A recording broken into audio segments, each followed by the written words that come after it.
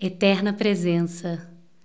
Presença de amor que ecoa nos corações daqueles que conviveram com ele e dos que participaram de suas partilhas. Ele não era só um instrutor, era um mestre, um pai. Como falava a diversas pessoas de diferentes níveis sociais, de educação, de cultura, ele sempre transmitia noções básicas de higiene, de convívio grupal, de postura. Quem não se lembra dos apelos para o lenço na boca antes de tossir, do falar baixo, do cuidado ao tocar os objetos, da importância da higiene pessoal e dos ambientes e da magnitude do silêncio? Aos seus leitores e ouvintes, transmitiu informações inesquecíveis sobre a transcendência do ego humano, o contato com a alma e com núcleos ainda mais profundos do ser, sobre o serviço impessoal, a importância da oração e a fraterna convivência com todos os reinos da natureza. Apresentou uma visão ampliada da astrologia, numerologia e da psicologia do futuro. Divulgou estudos minuciosos sobre civilizações intraterrenas e extraterrestres. Anunciou e preparou o nascimento da humanidade futura. Foi fundador da Comunidade Luz Figueira, um dos membros da Fraternidade, Federação Humanitária Internacional, e cofundador da Ordem Graça Misericórdia. Também foi colaborador ativo, instrutor e protetor espiritual de outras 4 comunidades, situadas no Rio de Janeiro, Brasil, no Uruguai, na Argentina e em Portugal. Como filósofo espiritualista, escreveu 82 livros, publicados originalmente em português e muitos deles traduzidos para o espanhol, inglês, francês e alemão. Proferiu mais de 3.000 palestras gravadas ao vivo. Em seus últimos 8 anos, analisou com clareza e com a sabedoria que sempre o caracterizou as mensagens que a divindade está entregando para o planeta, como um alerta para a humanidade. Muito mais poderíamos contar sobre Trigueirinho, porém, já apresentamos vários motivos que nos levam a ter reverência e, sobretudo, profunda gratidão por esse ser que tanto fez pela humanidade, que tanto fez por todos nós. Sua luz nos permeará para sempre.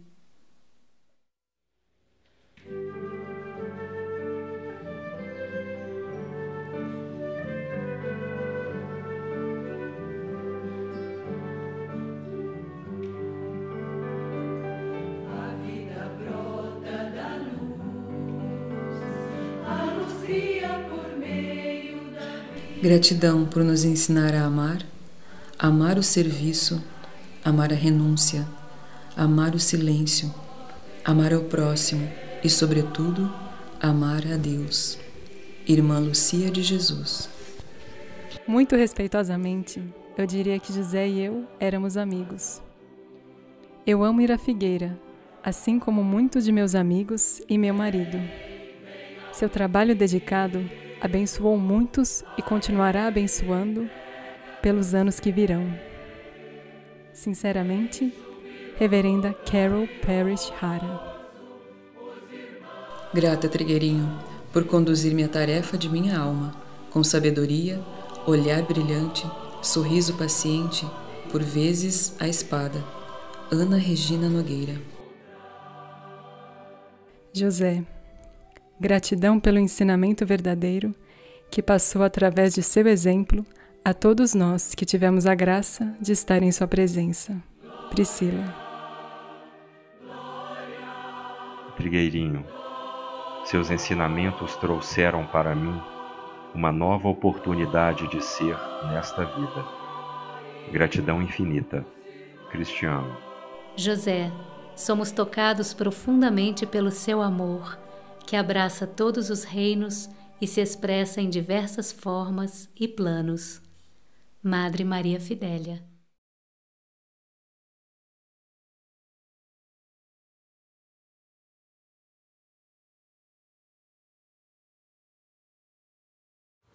A humanidade aprenderá a lidar com a água quando tiver assumido em suas vidas o sacrifício, a renúncia e a entrega. se não assume na sua própria vida o sacrifício, a renúncia e a entrega, jamais vai aprender a lidar com a água. Porque para lidar bem com a água, nós precisamos ter uma relação com ela, além daquelas que naturalmente temos.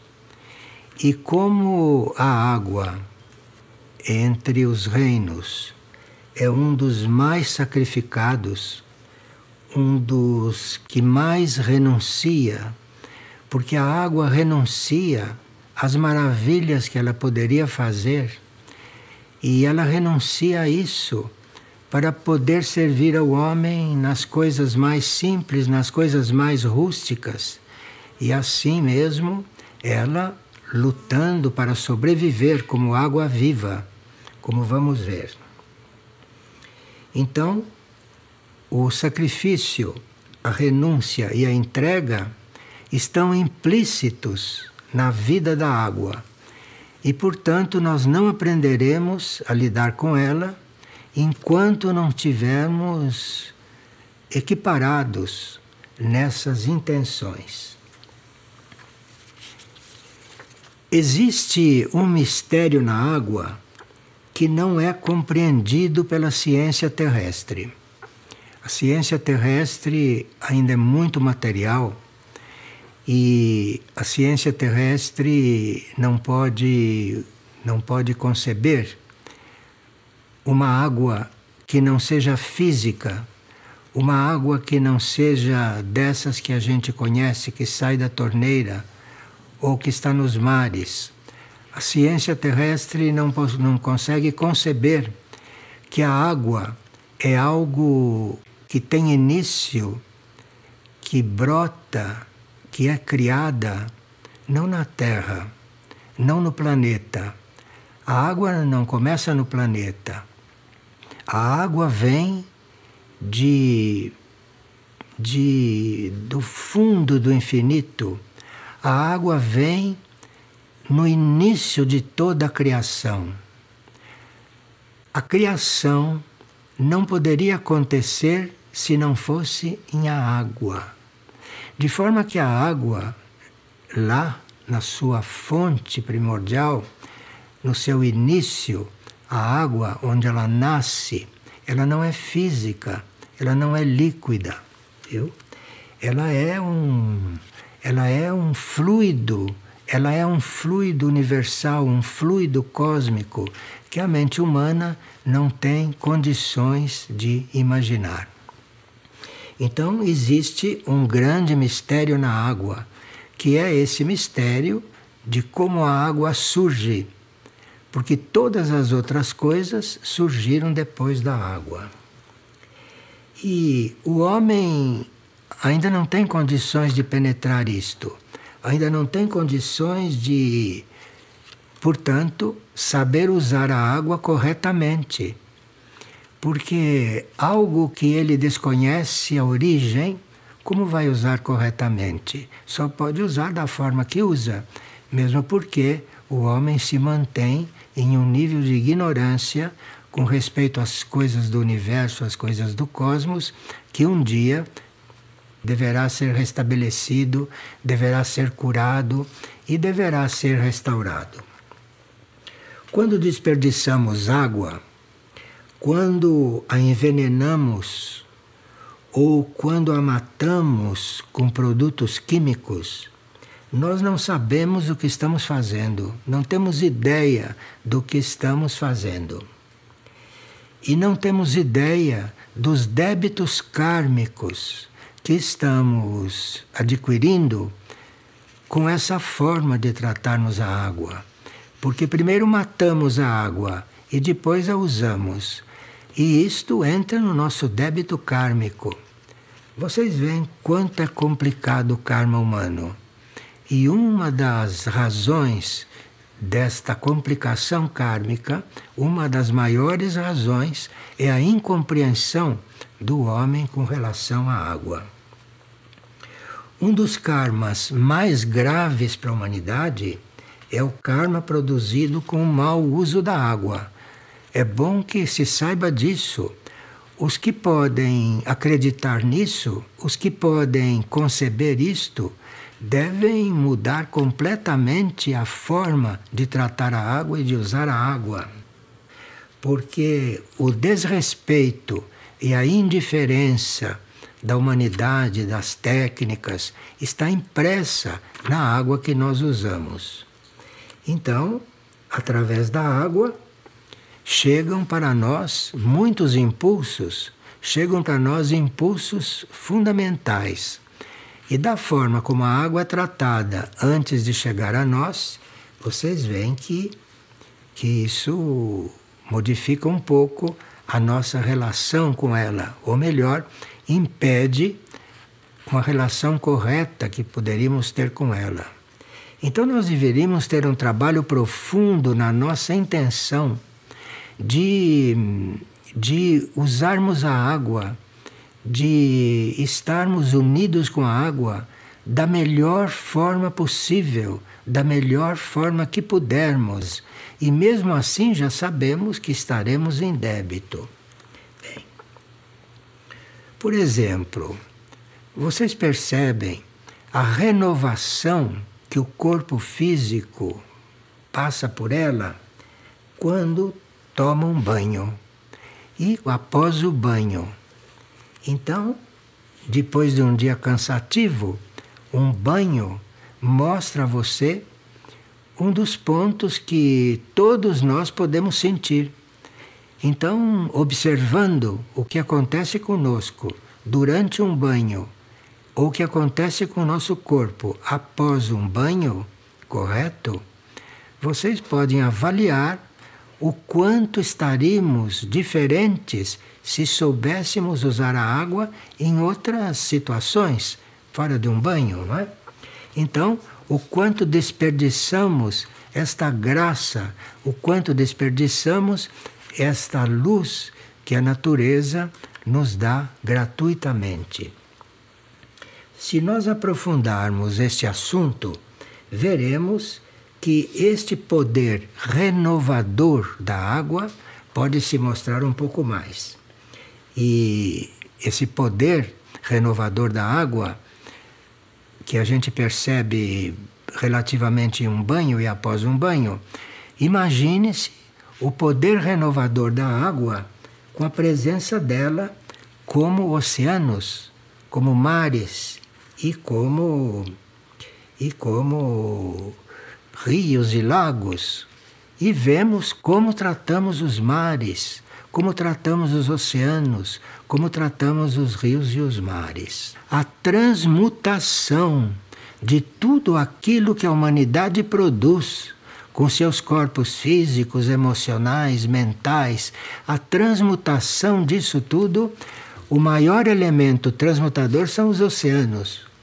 Se não fossem os oceanos, o que a humanidade emite tornaria o ar irrespirável, tornaria a terra irrespirável. E é por isso, talvez, supõe-se, é por isso que os oceanos têm a maior parte da superfície da Terra. Talvez seja por isso que 70% da superfície da Terra é tomada pelos oceanos. E se não fossem assim tão frequentes em todo o planeta, seria irrespirável o que a humanidade produz. O elemento água é o símbolo dessa rede salvadora. Percebe? O elemento água é o símbolo dessa rede salvadora. A criação conta com a água para que a gente não pereça. Não só porque o nosso corpo precisa de água, mas principalmente porque os oceanos transmutam tudo aquilo que, expelido por nós, começaria por nos envenenar. Então, a água é o símbolo de uma rede salvadora neste planeta. A água é um grande banco de dados em constante renovação. A água é um banco de dados sempre renovado, sempre vivo. E isso significa que todas as experiências desenvolvidas neste planeta, laboratório, estão incorporadas no elemento água. Todas as experiências que o planeta viveu estão incorporadas na água. Porque os elementos minerais estão em tudo e em todos. Tem a onipresença como aspecto fundamental da sua manifestação. De forma que nós, diante da água, estamos realmente diante de um verdadeiro santuário.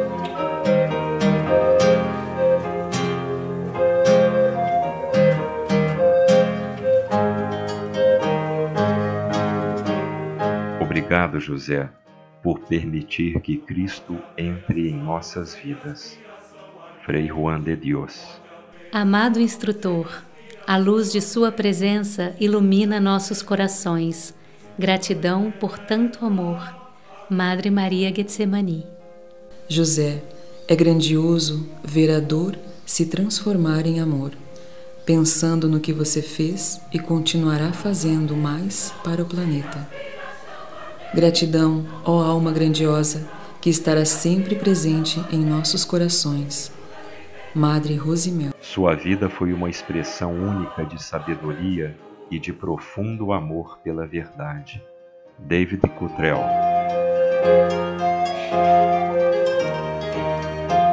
Quando conheci José, sua obra, soube que minha vida teria um sentido, mais além do pessoal. Desapareceu de mim um antigo sentimento de orfandade. Gratidão infinita. Imaculada, amo o desconhecido. Para mim, querido instrutor, que foi, és e será uma constante inspiração. Brenda Cottrell. Que nosso agradecimento a Ti seja honrar os ensinamentos em cada pequena ação. Frei Akbar. Sua luz e amor está para sempre iluminando cada canto da terra. Você é o sol dos nossos corações. Fan Xiulan. Não pode haver exceção sem aspiração ardente. Não pode haver exceção sem aspiração ardente. O homem, ele crê que ele tem poder, por exemplo, sobre os reinos da natureza. Claro, ele pode massacrar os reinos da natureza, como está fazendo, mas ele não tem esse poder. Isto não é com ele. Existe um poder maior que zela por todos nós e que mantém o equilíbrio entre todos os reinos, não é? E o equilíbrio dentro do reino humano é uma coisa que dá muito trabalho para o universo.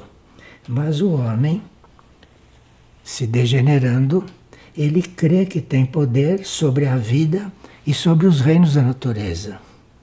E por isso foi que a criação enviou vários mensageiros, inclusive Jesus, né? Jesus Cristo, para que isto mudasse e para que nós víssemos como deveríamos ser. Víssemos como deveríamos ser. E vimos que, com a vinda de Cristo, que nós deveríamos amar o próximo como a nós mesmos. Nós deveríamos ter o próximo como se fôssemos nós mesmos. E vejam o que fizemos disso. Não? Amar o próximo como se ele fosse nós mesmos. Nós aprendemos essa lição, uma lição que foi completamente exposta e mostrando como se faz isso. E o nosso instrutor divino nos diz que muitos entre nós não aprenderam esse exemplo e têm dificuldade para fazer isto. E isto é um grande, muito mais que prejuízo, isso é uma catástrofe para os reinos da natureza, porque nós passamos de um colaborador dos reinos, ou de uma parte dos reinos, como seria o plano, para um depredador dos reinos, para um uso indevido, para um uso um uso não correto dos reinos da natureza, de forma que nós estamos bastante deslocados daquilo que seria a nossa vida por aqui e daquilo que seria a nossa ação, não é? Diante de tudo isso. Agora,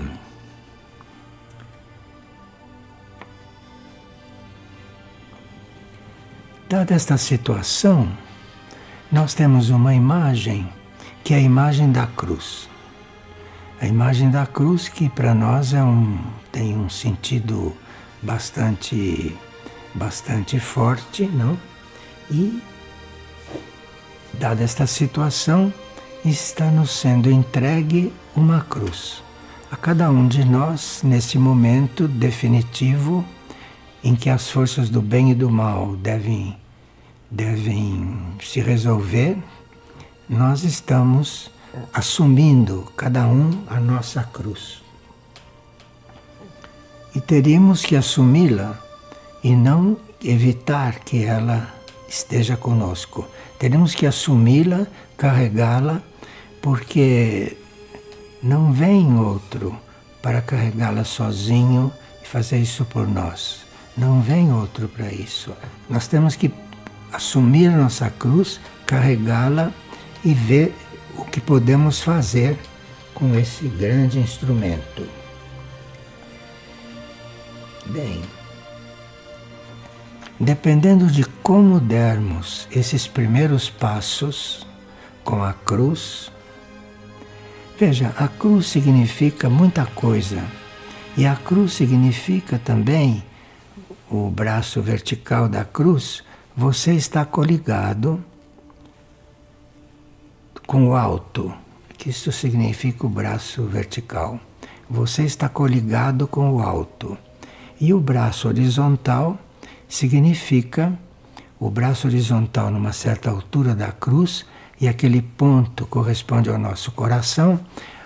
O braço horizontal da cruz, que marca o ponto do coração, está indicando que nós recebemos do alto, do partir do coração, distribuímos para os dois lados e depois vai o resto até o fim.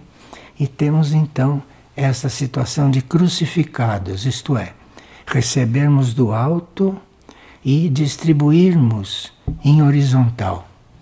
E veja que nem temos esta noção, nem temos esta visão, e nem nos passa isso pela cabeça, de forma que o que podemos distribuir com os nossos braços horizontais, o que podemos distribuir se não estamos coligados com o alto. Então esta cruz é como se não funcionasse. Então nós teríamos que fazer um trabalho de visualização, mas sabendo que isto não é um trabalho separado dos outros reinos da natureza. E isso estará junto com os outros reinos da natureza se tivermos esta consciência e se lidarmos com cada um deles da forma correta. Nós temos aqui a parte do trabalho que diz respeito à nave alfa e às flores. Num certo momento, houve uma transmissão telepática a partir da nave alfa. E nós procuramos anotar esta transmissão e ela tomou uma forma. E vamos ver então o que ela diz. É uma verdadeira partilha sobre as flores, que inspirado pela nave alfa que estava presente. Disse o seguinte: a flor de uma planta guarda em si mesma a essência daquele ser. Na flor está o processo de sutilização do ser vegetal e a sua doação ao alto. Você vê uma flor, aquilo é o retrato da doação do reino vegetal ao alto. As flores são isso. Quanto mais perfeita é a flor, mais o reino vegetal conseguiu se doar ao alto. O reino vegetal não faz as flores belas para ele. O reino vegetal cria a beleza na flor, doando aquilo ao alto. Isso é muito misterioso, e só seres de um outro nível podem dizer isso para a gente. O reino vegetal glorifica o alto de uma forma que nós teríamos que aprender. Uma árvore dá milhões de flores e cada flor é uma doação. Cada flor é um gesto de doação do reino para o alto. A flor é o fruto do espírito no ser vegetal e ela possui o mais elevado grau de magnetismo que existe. E esse magnetismo sacraliza o reino vegetal.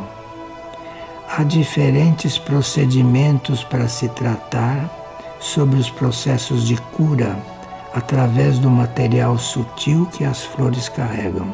Aqui começa a explicar que as flores são um instrumento de cura. Se nós tivéssemos juízo, estaríamos buscando os remédios todos nas flores. Alguns médicos já sintonizaram com isto. As flores têm a essência da cura. As flores dentro do reino vegetal existem em vários planos de consciência, não só no campo físico, na manifestação. Nós já sabemos, pelos livros, que em Mistritlã, Aurora, Erques, em todas essas civilizações existem flores. Então essas flores que a gente vê aqui na Terra, essas flores materiais, são as flores mais próximas daquilo que somos nós, matéria. Mas basta que cheguemos a uma nave e, segundo esta representante extraterrestre que está na nave Alfa, falando de lá, numa nave você vai encontrar flores mágicas de outros níveis dessas flores que nós temos aqui. E os arquétipos delas estão resguardados no mais íntimo da consciência vegetal. A consciência vegetal não manifestou todas as flores que ela tem aqui na Terra. A consciência vegetal manifestou aqui algumas flores e está fazendo uma experiência com a Terra, porque em outros planetas, em outros mundos, há flores ainda mais perfeitas, há flores que estão no nível da consciência daqueles mundos. Então veja que reino é esse. Mas esses arquétipos podem ser contatados e sempre que for para o bem, podem ser usados como base de informações e como energia de cura, de devoção, de doação, de amor, de entrega e de fé. Vocês estão diante de uma flor, estão diante da energia de cura, e não só isso, mas estão diante da própria devoção. Uma flor encarna a devoção do reino vegetal pela criação. Por isso que elas conseguem ser tão belas. Nós desconhecemos essas coisas todas. Fazemos coisas aberrantes com as flores, que são coisas sagradas. Chegamos a colocá-las na geladeira nas floriculturas. Então as flores contêm energia de cura, energia de devoção, energia de doação, de amor e de entrega. E tudo isso nós poderíamos sentir diante de uma flor. Tudo isto uma flor irradia. Vocês sabem que grandes poetas espirituais do passado falavam das flores da humanidade e que os seres humanos que se tornam flores, isto é, os seres humanos que são símbolos de cura, são símbolos de doação, de devoção, de amor, de entrega e de fé. Tudo isso está numa flor, como essência. E é tarefa do reino humano criar uma condição que favoreça a interação entre os reinos, de uma forma cada vez mais consciente. E assim como é tarefa do reino vegetal doar o melhor de si para a elevação e para o contato com os outros reinos que habitam o planeta. Nós temos muito que aprender com as flores, mas para aprender com as flores, nós teríamos que percebê-las, teríamos que senti-las. Vocês conseguem perceber quão pouco sabemos sobre as flores? Elas estão num constante processo de evolução. Algumas espécies vegetais são implantadas e passam por diferentes planetas para que aquele ser vegetal possa desenvolver novos potenciais, novas características cada vez mais sutis. Então, uma flor que apareceu aqui, esta vida vegetal, já andou de planeta em planeta, porque ela traz a experiência de cada planeta e traz isso concentradamente. Vocês sabem que há flores que duram alguns dias, depois fenecem. E naquele período, ela irradia a vibração da experiência que ela fez em cada planeta onde a sua essência passou. E neste momento, o trabalho em níveis imateriais e sutis com as flores está ofertado nos laboratórios da nave Alfa. Vocês veem por que Maria pede flor nos altares? Tem tudo isso naquele mundo. A coligação com essas flores, através da consciência da cura, na consciência da harmonia, é também uma abertura a um novo sistema de manifestação de florais e de medicamentos sutis. Nós teríamos que realmente parar de fazer os medicamentos que fazemos. Mas nós não temos que parar aí, porque não sabemos o que são os medicamentos disponíveis e sutis para resolver inclusive coisas que nenhum dos atuais resolve. Porque os medicamentos que nós conhecemos, esses alopáticos, são violentos, resolvem as coisas pela violência, e nas flores nós temos elementos para qualquer cura, mas nós precisamos estar na consciência da cura e não na consciência de remoção dos males. Porque remoção de um mal é uma coisa e cura é outra. Quando você remove um mal, aquilo pode voltar. Você removeu o mal, mas ficou aquilo na consciência. E isso é uma coisa paliativa. De forma que isto é a medicina normal. Então nós temos que estar na consciência da cura, na consciência da harmonia, porque a flor é harmonia e nós temos que estar harmoniosos para poder estar junto dela, para poder compreendê-la, para poder estar dentro daquele mundo e na abertura a um novo sistema de manifestação de medicamentos sutis, que não tem nada a ver com o que fazemos até agora. E é outra coisa que estão nos apresentando, já que invocamos a presença da nave Alfa. Então, um medicamento floral dessa classe pode conter dentro de si a energia de um som, de uma cor, de uma estrela, de um arquétipo de perfeição e de energia-chave para desenvolver a alquimia imaterial. Então estamos buscando alquimistas, não só farmacêuticos. Estamos buscando alquimistas para lidar com as flores, já que esta porta foi aberta. No cosmos, há infinitas gradações e correlações de cores e sons. Mas aqui, no mundo físico, é limitada a escala de vibrações e, portanto, as flores ficam limitadas em suas colorações. Nós que temos uma rosa como símbolo de perfeição, não temos ideia do que uma rosa poderia ser em outra escala vibratória, que ainda não conhecemos na Terra. Mas como vimos em várias partes desses comentários, o real é o amor. e aquilo que ainda está oculto ou semi-oculto em nossos corações e em nossas almas existe. Então, não fiquemos indiferentes com as flores e diante das flores, porque as flores são um canal muito importante para tudo isso.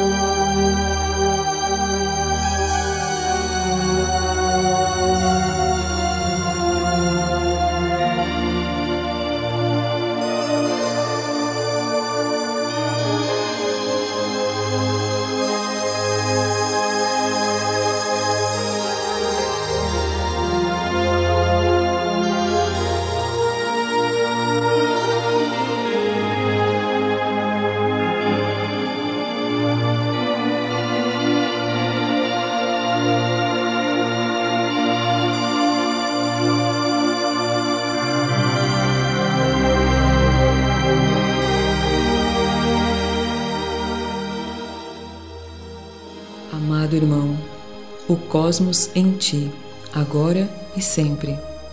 Gladys Romero, Argentina. José, você é a luz que ilumina minha vida.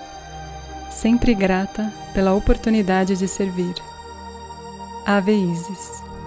Deus bondoso nunca se esquece de nós, colocando aqui, como José, elevadas consciências crísticas encarnadas, para não perdermos o rumo e nos lembrarmos da nossa cósmica morada. José, antigo irmão de muitas eras, gratidão infinita por teres caminhado ao nosso lado e à frente de nossa amada Figueira Mãe. Até sempre, Germano. Um caminhante do tempo retorna à casa do Pai. Um apóstolo da humildade e do amor ao universo nos observa da eternidade. Lá, novamente nos encontraremos. Madre Maria Shimane de Montserrat. Comprovei que é possível viver neste mundo sem ser deste mundo e dar valor nas pequenas coisas e simples, a ser, a amar. Madre Clara. Obrigada, Trigueirinho, pela amada figueira, fonte de vida fraterna em instrução atemporal. Renata Falsi. Querido José, é no silêncio que seu amor paternal sempre se fez e ainda mais plenamente faz-se sentir. É o amor que nos traz ao caminho da verdade. Gratidão sempre por tudo, Frei Bernardo. José, tua consciência, humildade e instrução nos acompanham eternamente. Gratidão infinita. Madre Maria de las Américas. Luz é compreensão, compreensão elevada. Mestre, agradeço-lhe pelo seu exemplo. Franz.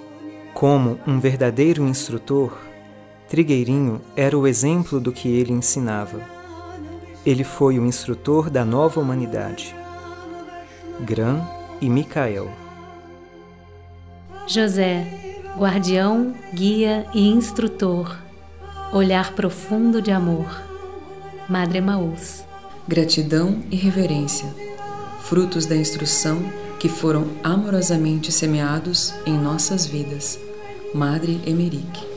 No silêncio de um olhar pleno e atento, uma porta para a libertação, um vislumbre da verdadeira existência. Amor e reverência sempre, José. Emanuela.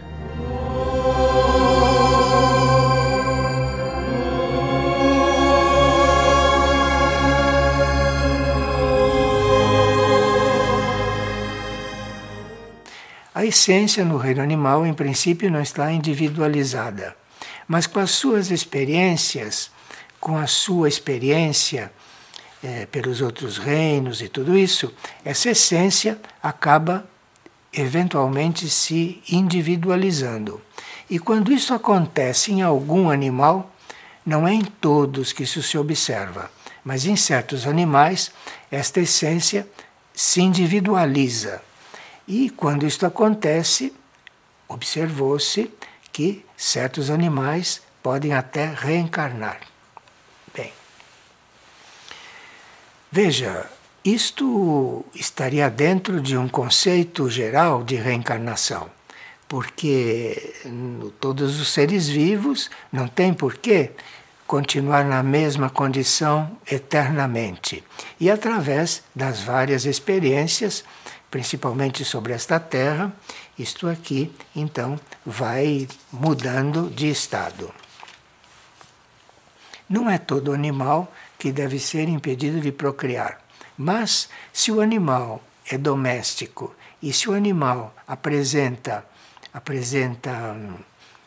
sinais de que pode evoluir nos seus contatos domésticos, é importante que ele seja castrado. Porque aí, se ele é castrado, o seu instinto não vai mais na direção do desenvolvimento do instinto, mas ele castrado procura, através do amor que recebe do homem, do ser humano, e através do amor que desenvolve o ser humano, ele começa a desenvolver este outro sentido. O seu instinto vai então se transformando, esse instinto vai se transformando em algo diferente. E aqueles que amam os animais e que os têm em casa e que os observam, veem nitidamente que este contato faz com que o instinto no animal vá se resolvendo de outra forma. E ele passa de ser um ser gregário, um ser que antes procurava estar com os animais, para ser doméstico. E se vê, quando isso está desenvolvendo, se vê quando ele está dentro de uma domesticidade evolutiva, se vê, se observa que ele começa até a ter contatos telepáticos com aqueles que cuidam deles. E isto é muito observado também.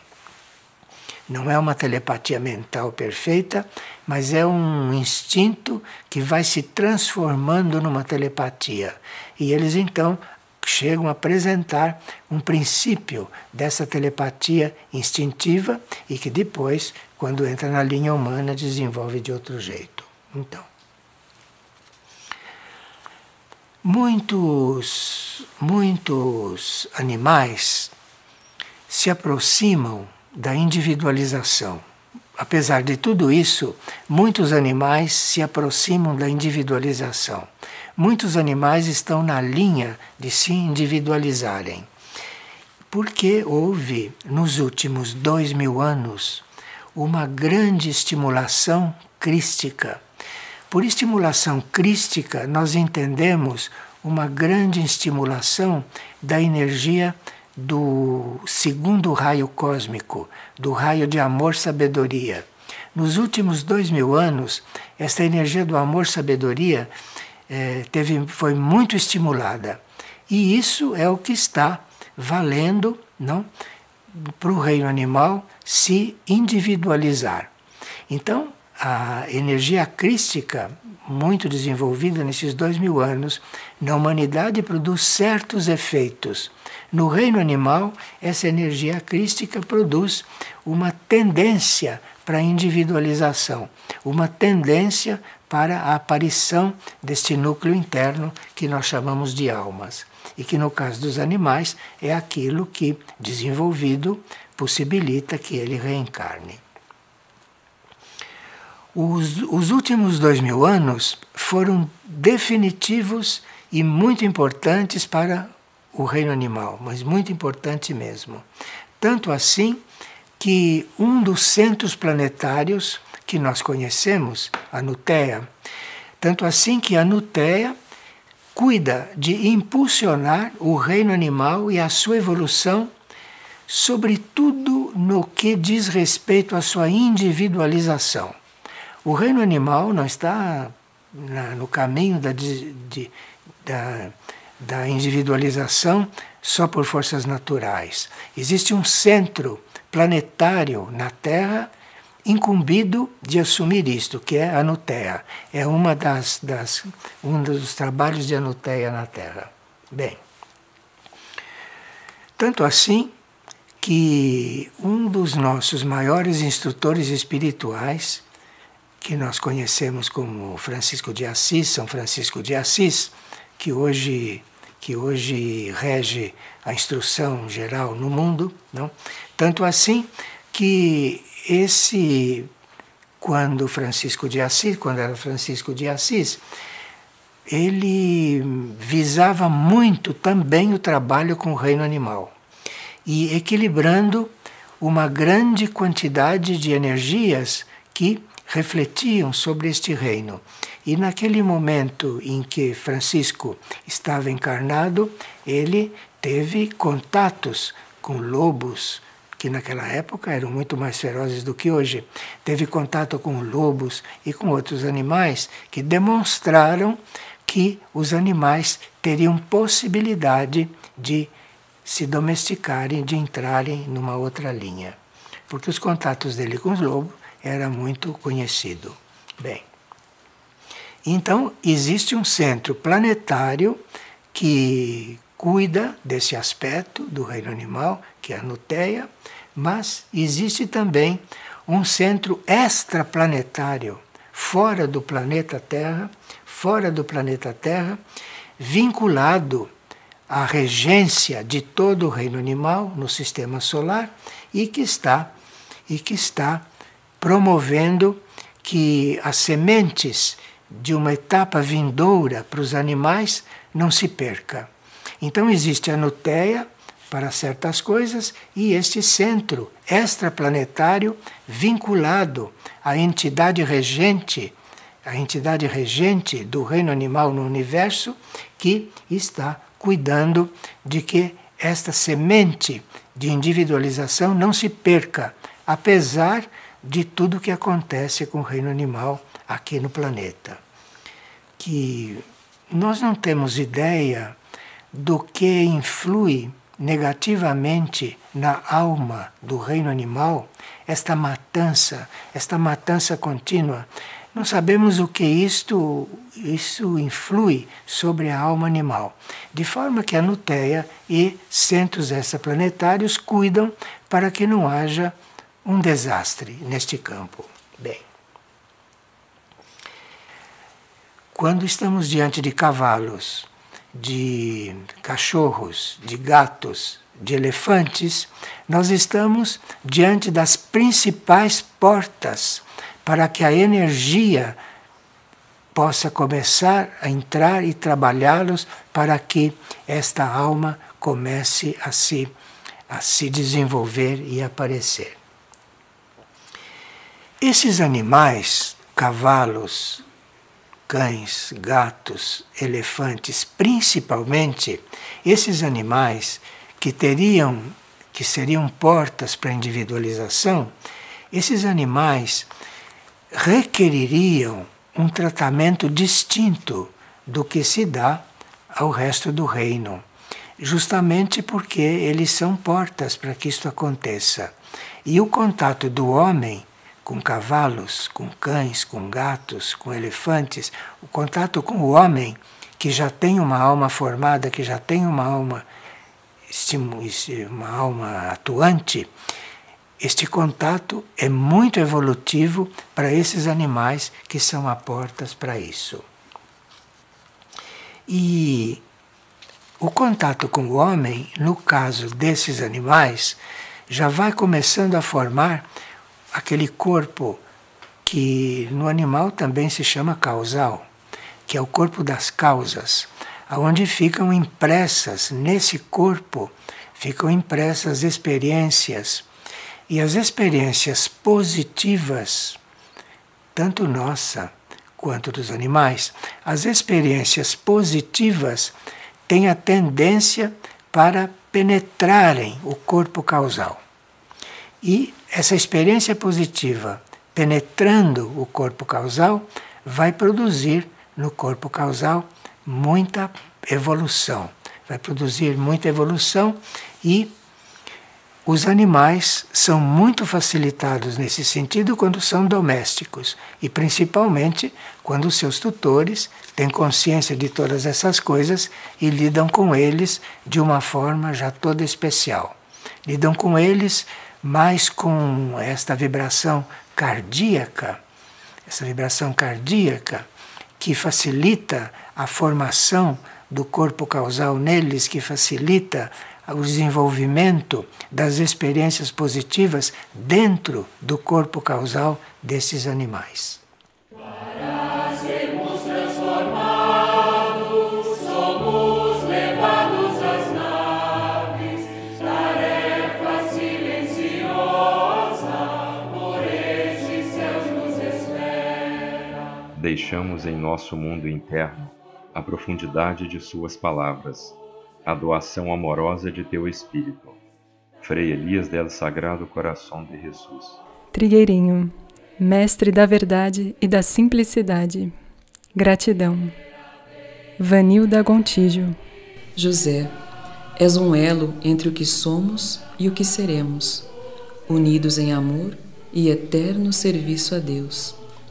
Madre Anastácia. A ti, José, que nos resgatou e conduziu por caminhos seguros, agradeço profundamente por teu amor e exemplo de vida.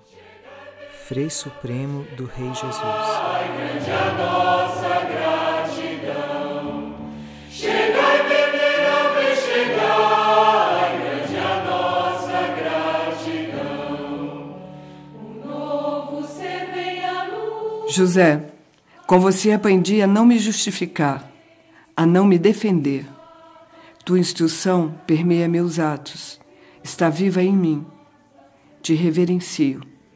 Pama. Chegai a nosso mundo interior, dai-nos a palavra-chave que éramos ao partir. Bem, hoje nós vamos conversar um pouco sobre a tarefa missionária, porque é uma tarefa que está sendo muito desenvolvida entre nós, então teríamos que ter uma visão ampla e ao mesmo tempo bem clara, bem nítida do que nos cabe fazer e no que estamos participando. Bem, a palavra missão é muito ampla.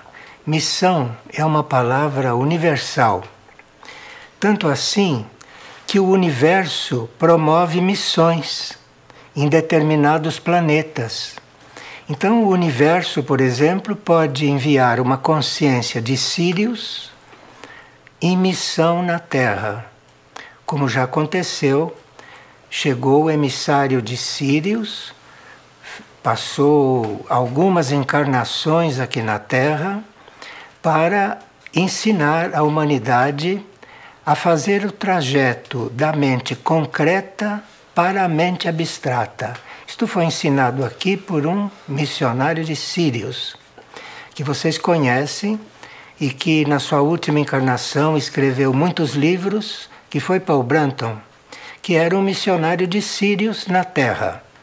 Quando ele terminou a série de livros nessa sua última encarnação, ele retornou para Sírius, tinha terminado a missão.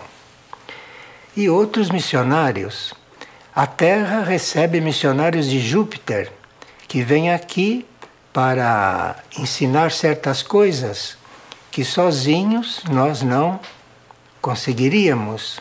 Em geral, esses missionários encarnam, tomam um corpo físico e têm a sua tarefa aqui.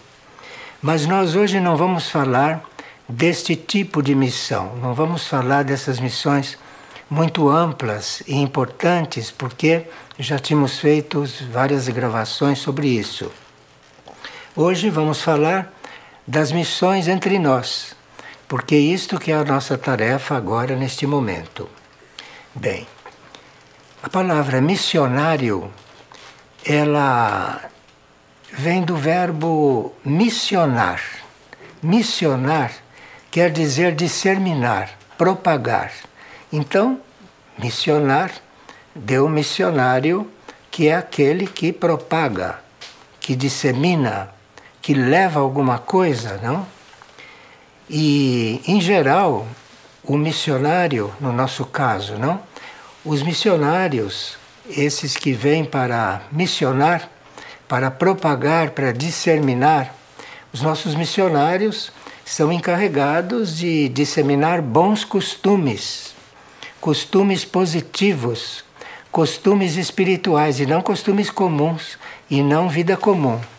Então, o missionário, ele vem para disseminar costumes positivos, no nosso caso. Não existe outra moldura nisso, a não ser um comportamento muito positivo, um comportamento, digamos, fora da média, porque é uma questão de andar disseminando coisas positivas. Então, o missionário recebe alguma tarefa ou ele se propõe a fazer alguma tarefa. Ele pode ser um missionário independente e ele se propõe a fazer uma tarefa e vai, né? E até concretizá-la. Agora, a missão é uma incumbência que alguém assume ou que um grupo assume. No nosso caso, estamos assumindo missão em grupo, não? Como estamos vendo pelas partilhas que temos recebido e pelas partilhas que ainda vamos receber, comunicando a nossa atividade neste ponto. Então, uma missão é uma incumbência que a gente assume pessoalmente ou que assume em grupo. Quando é um conjunto de pessoas que é chamado para cumprir uma tarefa, não? Então, esse conjunto de pessoas, às vezes, está envolvido com missões em outros países, às vezes até em regiões distantes, não? E, como no nosso caso, que veremos quantas missões cumprimos até em outros continentes. Então o missionário, ele se propõe a disseminar costumes positivos, disseminar coisas positivas. O missionário, com esse nome, nunca parte para um assunto negativo ou para uma tarefa negativa. Isto não é um missionário. O missionário está coligado às coisas positivas. E então nós vamos ficar nesse âmbito, porque o nosso âmbito é espiritual e, portanto, fiquemos com os missionários mesmo, não é? Vamos aqui ver um pouquinho o assunto dos leigos. O assunto dos leigos, porque não há missionários que cheguem, não haveria missionários que cheguem. Se você pensa na África, se você pensa na situação na América Latina, se você pensa em outros países que é melhor deixá-los em paz, se você pensa nisso, você vê que não haveria missionários que cheguem. E há missionários que são enviados, que poderiam ser enviados também para terras meio inóspitas, não? Por que não um missionário na Antártida? Por que não? Será que na Antártida não tem nada para um missionário fazer? Por que não um missionário lá no norte? Por que não? Bem, são perguntas. Talvez para um leigo fazer uma experiência. Bem, os leigos têm um papel muito importante no trabalho das missões. Tem um trabalho muito importante. Não só um trabalho direto de ajudar, sem eles serem um missionário consagrado, sem ser um missionário que está ali totalmente, por questões kármicas ou por outras individuais que não vêm ao caso, que pertencem a eles, não a nós. Então, os leigos podem assumir funções temporais e práticas nas missões. Então, o leigo que quiser se introduzir neste mundo da paciência, se o leigo quiser se introduzir neste mundo, ele procure uma missão, porque ele pode exercer funções temporais, função em alguma missão. Nós tivemos muitos colaboradores leigos que acompanharam nossas missões. Eles foram missionários para aquela missão. A missão terminou, eles voltaram para a sua vida, mas experimentaram aquilo, foram tocados por aquilo. Outro dia conversei com uma pessoa também que foi leiga, que foi fazer um estágio em Roraima, voltou completamente transformada. Então, esses leigos podem exercer funções temporais e práticas dentro das missões. E podem ajudar a ordenar as coisas temporais. Veja, um bom trabalho para os leigos dentro das missões. Porque o missionário, tendo que lidar com certas coisas fora do tempo, que deve ter alguém, deve ter um tipo de ajuda, que seria um leigo, não? Para ordenar as coisas temporais, ordenar as bases para ele poder trabalhar. Imagine numa missão junto aos índios, numa missão junto aos imigrantes, por exemplo, como essas que nós estamos procurando ajudar, procurando resolver. Aí são muito úteis os leigos nas ações temporais, né? Nas ações de colaboração indireta, nas cozinhas, para cozinhar, para ajudar em todos os sentidos, e mesmo que não esteja fisicamente dentro da missão. Você pode ser um leigo, um missionário leigo, um missionário que está ajudando da sua casa. Você da sua casa pode estar ajudando, você da sua casa pode estar trabalhando para as missões, pode estar colaborando para as missões. O leigo, então, é alguém que basicamente trabalha na retaguarda e que, excepcionalmente ou temporariamente, ele está lá no âmago da ação e do problema. Mas tem tanto valor aquele que está ali dentro do problema, quanto aquele que está apoiando, que está mantendo, que está ajudando indiretamente. E esses leigos são chamados também os missionários de coração. Porque eles não são missionários de corpo físico lá 24 horas por dia. Eles são missionários de coração. E a linguagem de coração e a proporção em que o coração está numa coisa não é possível a gente avaliar. De forma que existe um missionário que está lá na ação, existe um missionário doado para aquilo, um missionário que não tem outra coisa que fazer, não tem outra meta na vida que não seja aquilo, não é?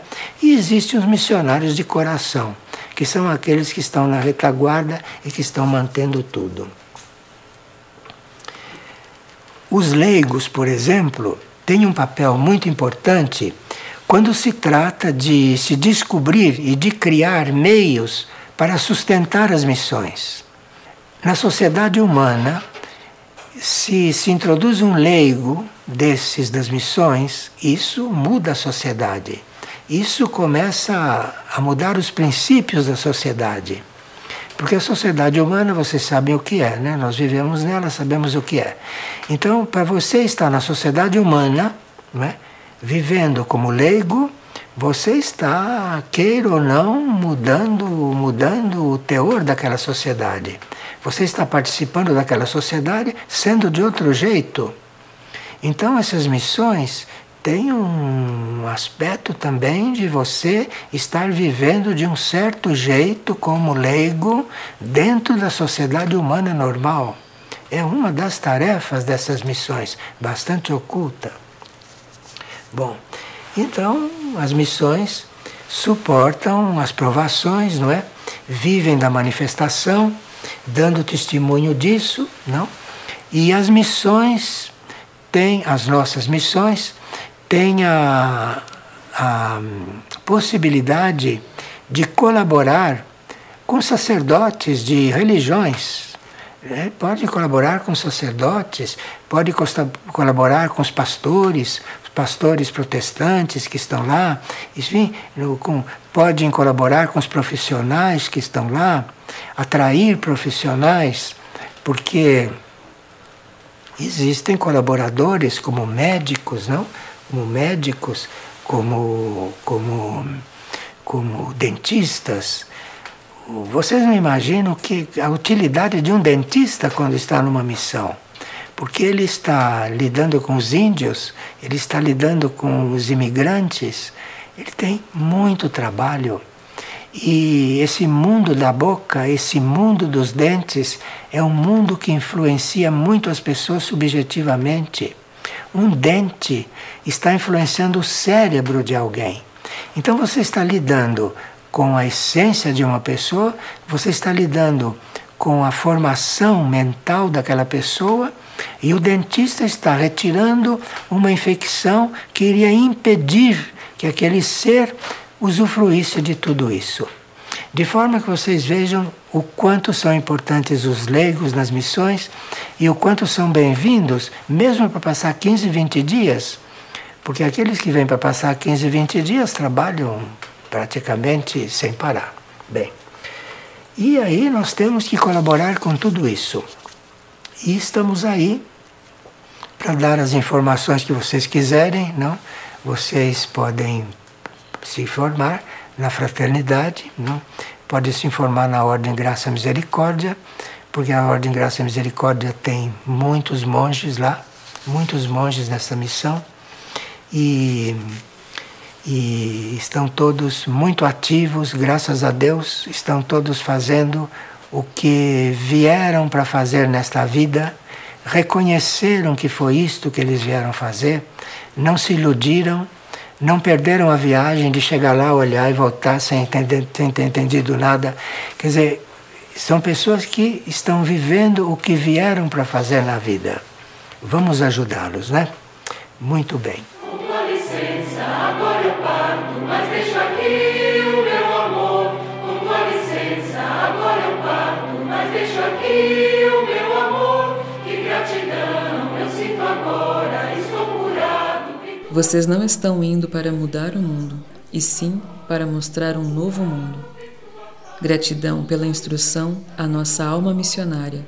Até sempre. Clara. Amado José, gratidão eterna por ter tido a oportunidade de conviver com você nesta encarnação. Ricardo. E não nos deixeis cair em traição, mas livrai-nos do mal. Amém. Frei Ameinô.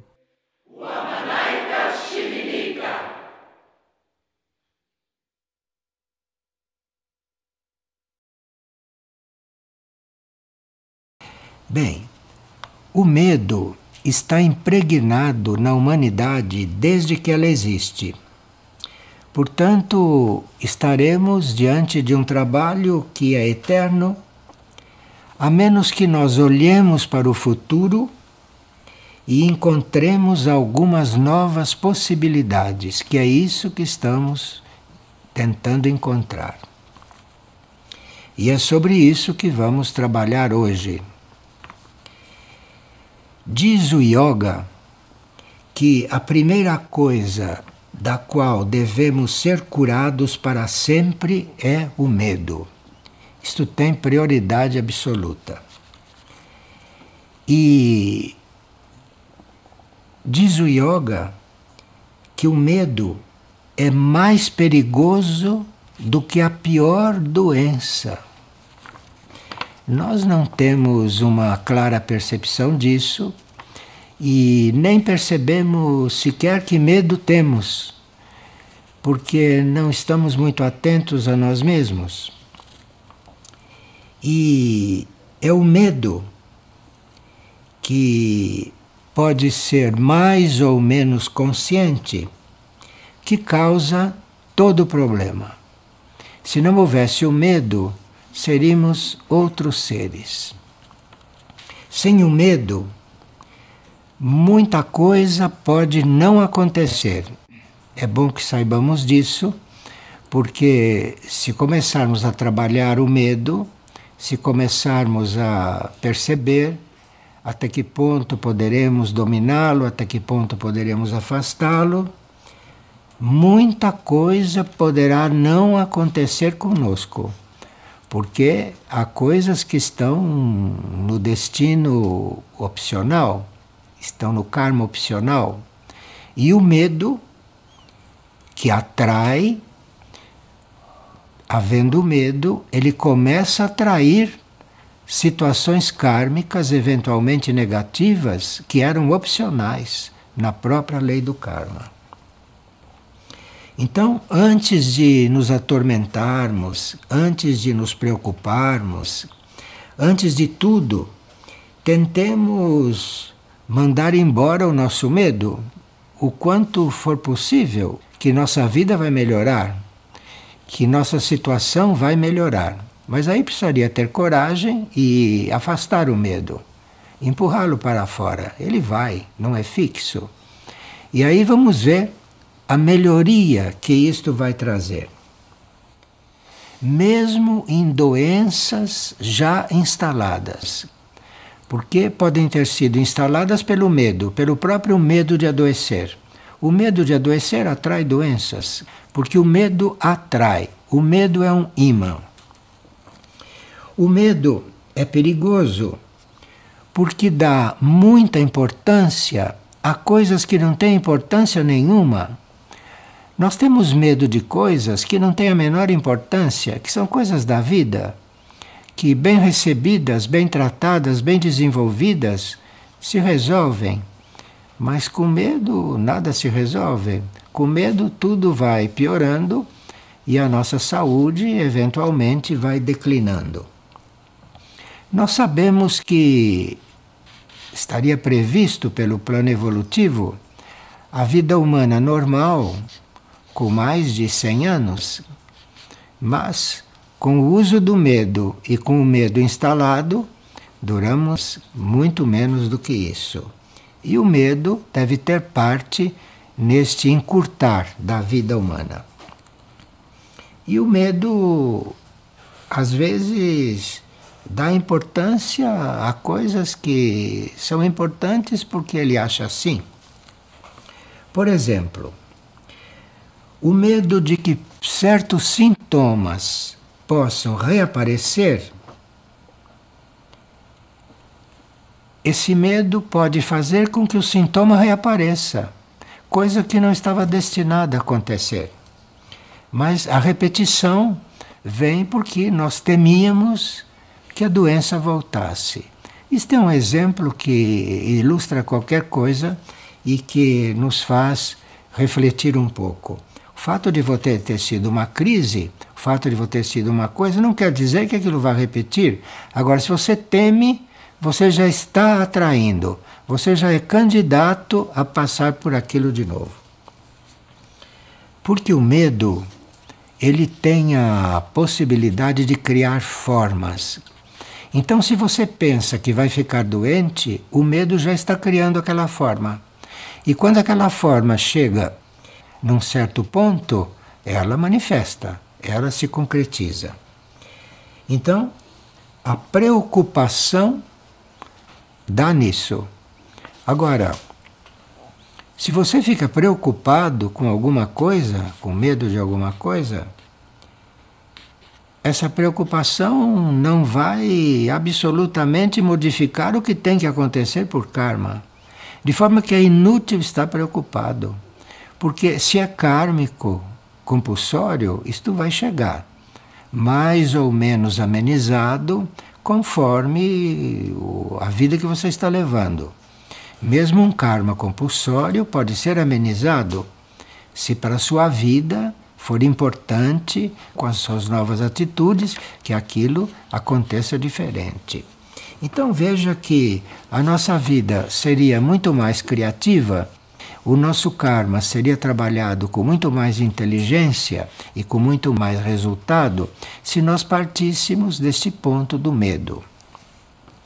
Nossa sugestão inicial é que a gente não se preocupe. Quando uma preocupação começa a chegar, você vai afastando a preocupação e vai pensando nas soluções para aquilo, mas afaste a preocupação. Afaste a preocupação enquanto você está pensando nas soluções, porque essas duas coisas juntas acontecem por causa da nossa atitude errônea, infantil, não é? Então, quanto mais nos concentrarmos em preocupações, quanto mais medo tivermos, mais oportunidade daremos para que coisas negativas cresçam, dentro de nós e fora de nós também. Ao contrário, quanto mais você voltar sua atenção e seu interesse por coisas positivas e para as possibilidades que existem, a possibilidade de cura aumenta. Porque nós, diga-se de passagem, quase sempre estamos precisando de alguma cura. Mas todo medo deve ser substituído por uma total confiança em algo que se chama graça divina.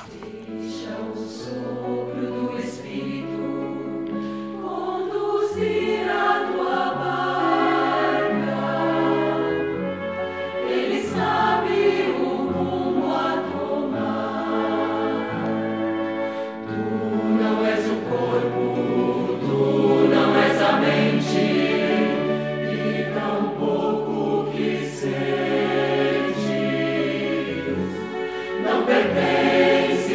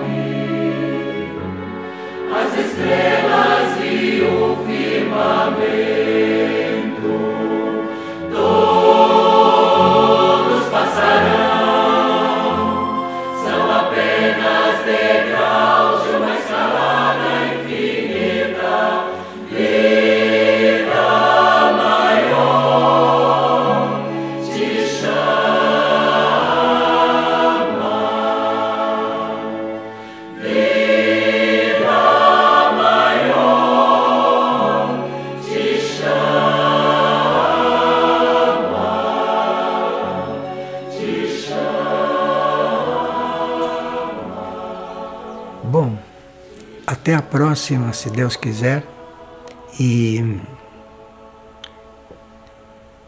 que Deus nos leve a prosseguir pelo melhor caminho, já que as dúvidas vão se esclarecendo pelo caminho. Muito obrigado, então, pela atenção de vocês. Muito obrigado.